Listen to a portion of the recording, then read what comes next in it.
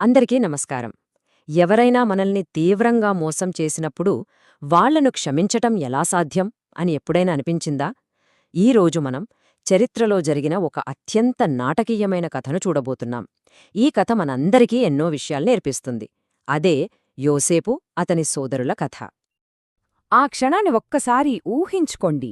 ఎన్నో సంవత్సరాల క్రితం మీరు చనిపోవాలని వదిలేసిన మీ తమ్ముడు ఈరోజు మీ ప్రాణాలను కాపాడగల లేదా తియ్యగల శక్తితో మీ ముందు నిలబడితే, యోసేపు నేను యోసేపును అని చెప్పినప్పుడు అతని సోదరుల పరిస్థితి అచ్చం అదే.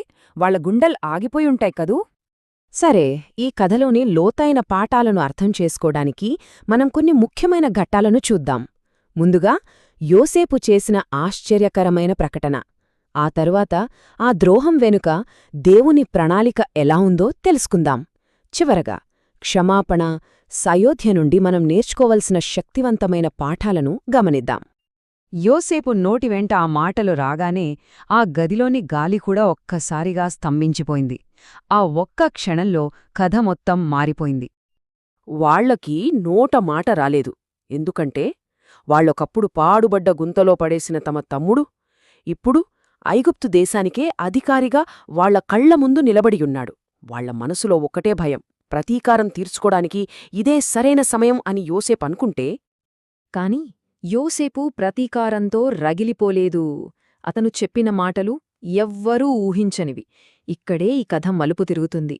ఒక మానవ విషాదం ఒక దైవిక ప్రణాళికగా ఎలా మారిందో మనకు తెలుస్తుంది. యోసేపేమంటున్నాడో చూడండి. మీరు బాధపడకండి, ఎందుకంటే మన కుటుంబాన్ని కాపాడటానికే దేవుడు నన్ను మీకంటే ముందిక్కడికి పంపాడు. ఎంత అద్భుతమైన మాటలు! అతను వాళ్లను నిందించడం లేదు, జరిగిన దాని వెనుక ఉన్న ఒక పెద్ద ఉద్దేశ్యాన్ని చూపిస్తున్నాడు. మీరు చేసింది చెడే అయినా దేవుడు దాన్ని మంచికే మార్చాడని వాళ్లకు ధైర్యం చెప్తున్నాడు. ఇక్కడ మనకు రెండు వేరువేరు కోణాలు కనిపిస్తున్నాయి. ఒకటి సోదరులు చేసిన ద్రోహం, రెండవది దేవుని ప్రణాళిక. యోసేపు తన జీవితంలో జరిగిన అన్యాయాన్ని చూసే విధానాన్ని మార్చుకున్నాడు. అంతే, కథ మొత్తం మారిపోయింది. తన గాయాలను ఒక గొప్ప ఉద్దేశ్యంలో భాగంగా చూడాలని అతను నిర్ణయించుకున్నాడు. ఇది చిన్న విషయం కాదు. కరువు ఇంకా అయిపోలేదు. ఇంకా 5 భయంకరమైన సంవత్సరాలు మిగిలి ఉన్నాయి. అంటే ఇది కేవలం భావోద్వేగాల విషయం కాదు. వాళ్ల కుటుంబం మొత్తం బతుకుతుందా లేదా అన్నది ఇప్పుడు యోసేపు చేతుల్లో ఉంది. అతని ప్రయాణం ఆలోచించండి. ఒక బానిసగా అమ్మబడినవాడు ఇప్పుడు రాజు తర్వాత రాజంతటివాడు. యోసేపుకు వచ్చిన ఈ అధికారం కేవలం ఒక పదవి కాదు, అది తన కుటుంబాన్ని రక్షించడానికి దేవుడిచ్చిన ఒక సాధనం. అతను పడ్డ ప్రతీ కష్టం, ప్రతీ అవమానం అన్నీ అతన్ని ఈ ఒక్క క్షణం కోసమే సిద్ధం చేశాయి. యోసేపు క్షమాపణ కేవలం గాలి మాటలు కాదు, అది చేతల్లో కనిపించింది, అందరూ చూసేలా, అనుభూతి చెందేలా. కన్నీళ్లు వరదలా పారాయి. ఆ కన్నీళ్లలో సంవత్సరాల బాధ, ఎడబాటు, అపరాధభావం అన్నీ కరిగిపోయాయి. యోసేపు తన సోదరులను కౌగిలించుకున్నప్పుడు అది విడిపోయిన బంధాలను తిరిగి కలిపిన ఒక క్షణం. ఆ ఆలింగనం దశాబ్దాలుగా వారి మధ్య ఉన్న నిశ్శబ్దాన్ని బద్దలకొట్టింది. కన్నీళ్లు ఆగిపోయిన తర్వాత యోసేపు వెంటనే కార్యాచరణలోకి దిగాడు. ఎందుకంటే నిజమైన క్షమాపణ అంటే కేవలం మర్చిపోవడం కాదు, వాళ్ల మంచి కోరుకోవడం, వాళ్లకోసం పనిచేయడం. అందుకే యోసేపు దగ్గర ఒక స్పష్టమైన ప్రణాళిక ఉంది.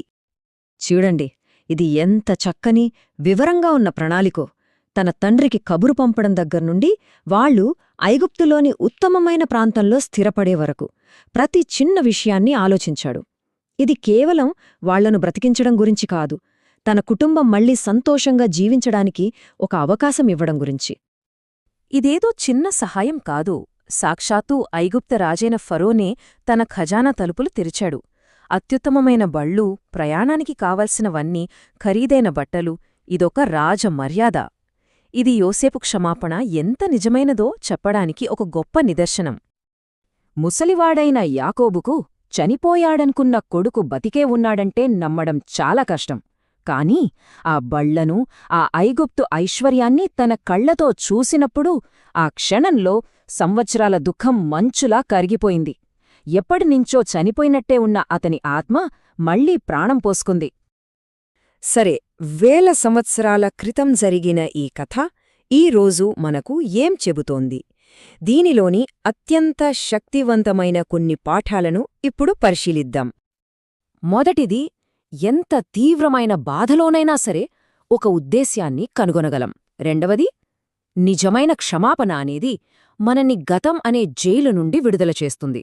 మూడవది, సయోధ్యకు మాటలకన్నా చేతలే ముఖ్యం. అన్నింటికన్నా ముఖ్యంగా మనం దేన్నైనా చూసే విధానం మారితే దాని కథ కూడా మారుతుంది. ఒక విషాదాన్ని కూడా ఆశగా మార్చడం సాధ్యమే. అందుకే చివరిగా మనల్ని మనం వేసుకోవాల్సిన ప్రశ్న ఇదే: మన జీవితంలో కష్టాలు ఎదురైనప్పుడు కేవలం ఆ నొప్పిని మాత్రమే చూస్తూ ఉండిపోతామా, లేక ఆ బాధను దాటి దాని వెనుక మనకు అర్థంకాని ఒక పెద్ద ప్రణాళిక ఉందని నమ్మే ప్రయత్నం చేస్తామా? యోసేపు కథ మనందరికీ ఇచ్చే శాశ్వతమైన బహుమతి బహుశా ఇదేనేమో. ఆలోచించాల్సిన విషయం.